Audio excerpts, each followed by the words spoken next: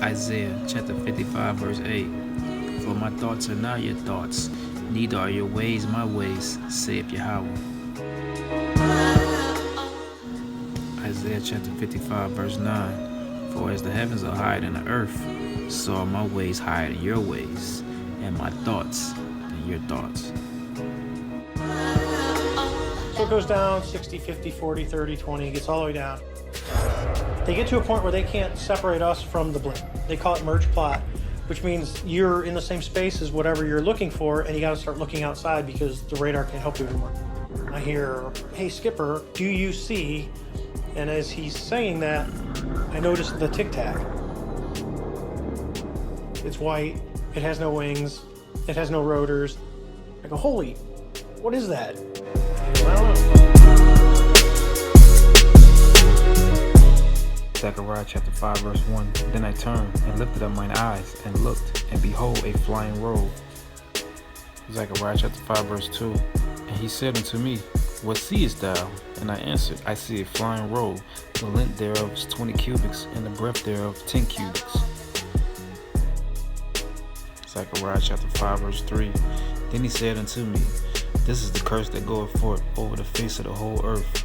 For everyone that stealeth shall be cut off as on this side according to it, and everyone that sweareth shall be cut off as on that side according to it.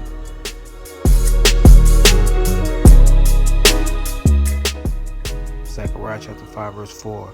And I will bring it forth, saith Yahawah of hosts, and it shall enter into the house of the thief, and into the house of him that sweareth falsely by my name, and it shall remain in the midst of his house, and it shall consume it with the timber thereof, and the stones thereof.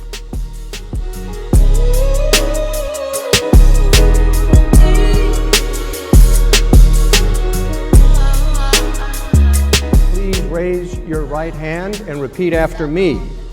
I, Donald John Trump, do solemnly swear I, Donald John Trump, do solemnly swear that I will faithfully execute that I will faithfully execute the office of President of the United States the office of President of the United States and will, to the best of my ability, to the best of my ability, preserve, protect, and defend preserve, protect, and defend the Constitution of the United States. the Constitution of the United States. So help me God. So help me God. So help you God. So help me God. So help me God. So help me God.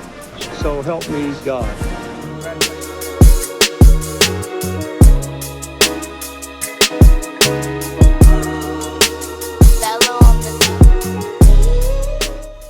Zechariah chapter 5 verse 5. Then the angel that talked with me went forth and said unto me, Lift up now thine eyes, and see what is this that goeth forth. Zechariah chapter 5 verse 6. And I said, What is it? And he said, This is an ephod that goeth forth. He said, Moreover, this is their resemblance through all the earth.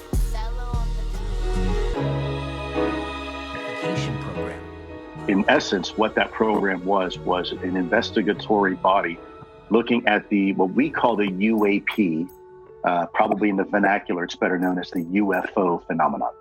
The bottom line here is that over the past several decades, we in the Department of Defense and the intelligence community have been noticing things in our airspace that don't have wings, they don't have cockpits, they don't have even an obvious sign of propulsion like an engine, and yet still they're able to defy the natural effects of Earth's gravity.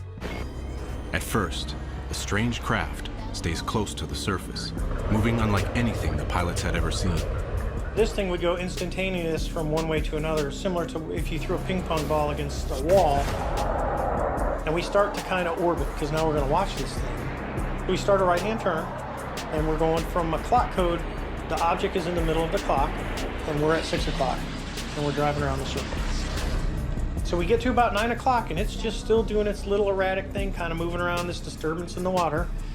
And I go, hey, I'm gonna go check it out. I'm gonna go down there. As we're coming down nice and easy, we get to about the 12 o'clock position, and all of a sudden it goes, boop, and it kind of turns, and now it's mirroring us, and it starts coming up. We're like, okay, now it knows we're here. It seemed to be aware, and it seems to recognize him. It goes from basically just almost a hover into a pretty aggressive climb up to our altitude, so there's a bit of fear because now you're out there dealing with something that you have no idea what it is. It's actually reacting to what we're doing. I'm kind of pulling nose, to where he's going to be. He's coming up. He just rapidly accelerates beyond anything that I've ever seen. Crosses my nose, and it's gone. And I'm like, whoa. The controller from the Princeton comes up right as we're doing all this and says, "Hey, sir, you're not going to believe this." He goes, "But that thing is at your cap point." According to Fravor, the Tic Tac accelerated from a standing position and flew approximately 60 miles in under a minute, as fast as 3,700 miles an hour.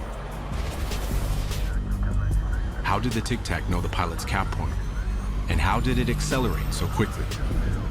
You got something that can accelerate and disappear and then show up 60 miles away.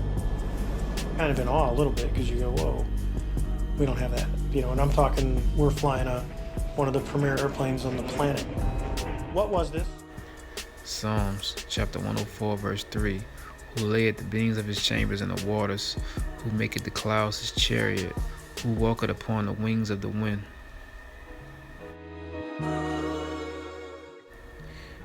Revelation chapter 1 verse 7.